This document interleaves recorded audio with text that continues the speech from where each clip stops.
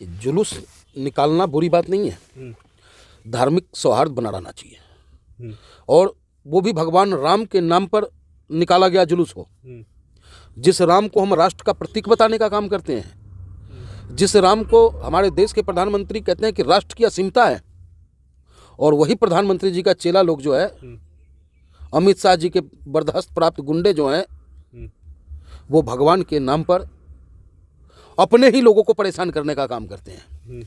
मैं पूछना चाहता हूं आपके माध्यम से इन अंधभक्तों से और उन भारतीय जनता पार्टी के नेताओं से जो आज उन्हें जायज़ ठहराने के लिए डिबेट में तरह तरह की बातें कर रहे हैं, क्या भगवान राम का चरित्र ऐसा था कि वो उनके क्रियाकलाप से किसी व्यक्ति को तकलीफ हो? मैं पूछना चाहता हूं कि क्या मेरा भगवान राम अनायास ही कभी किसी को दंडित किया?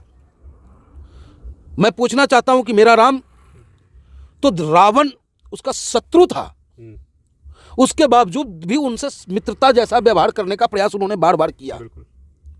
लेकिन जिस मस्जिद के आगे, जिस चर्च और गुरुद्वारा के आगे जाकर के जो अपने आप को राम भक्त कहते हैं, क्या वो गुरुद्वारा पाकिस्तान में है? क्या वो चर्च पाकिस्तान का है? क्या वो मस्जिद अफगानिस्तान का है, जहां पे जाकर के वो इस तरीके का उन्मादी बातें करते हैं कि माहौल खराब हो?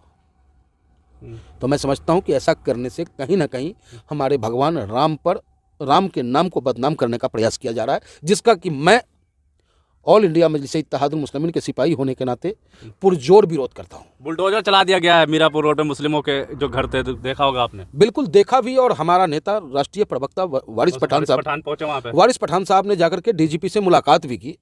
और अब देखो, हम लोगों को तो कहा जाता है उपद्रवी, जबकि हम हमेशा संविधान की बात करते हैं। हमारा नेता जाके वहाँ ये कहता है डीजीपी से कि जिसकी गलती है उसे पकड़ो ना। एक तरफ तो भगवा गमछा गर्दन में लपेटे हुए हाथों में पिस्टल लहरा रहा है, उसका आता पता कहीं नहीं है कानून की डायरी में, और एक तरफ उन गरीब झोपड़पट्टियों पे बुलडोजर फेरा जा रहा है जिसका उस झगड़े से कोई लेना देना नहीं है। अरे जो दोषी है, चाहे वो हिंदू है या मुसलमान है, अगर मुसलमान ने गलती की है तो जिसने की है उसका नाम होगा ना। क्या ना पत्थरबाजी कर रही है, थूक रहे थे शोभा यात्रा पे। देखिए, जब क्रिया होती है तो प्रतिक्रिया होती है।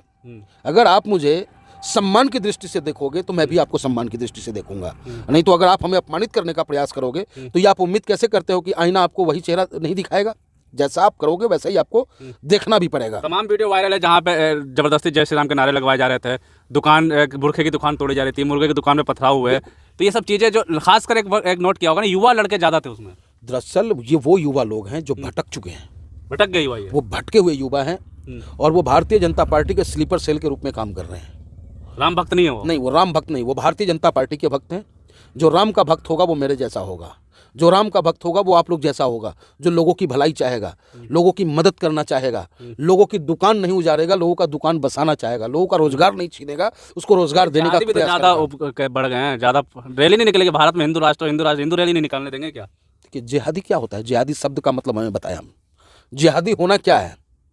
जिहाद किसके खिलाफ? नहीं, कहते नहीं कि मुस्लिम जिहाद ज़्यादा। जिहाद किसके खिलाफ? जिहाद बुराइयों के खिलाफ, बुराई के खिलाफ जिहाद को, बुराई के खिलाफ जो बोला जाता है उसे जिहाद कहते हैं। धर्म की स्थापना के लिए भी भगवान श्री कृष्ण ने अर्जुन से कहा था कि उठाओ गांडीव, चढ़ाओ प्रत्यंचा, कोई तुम्हारा अपना नहीं है।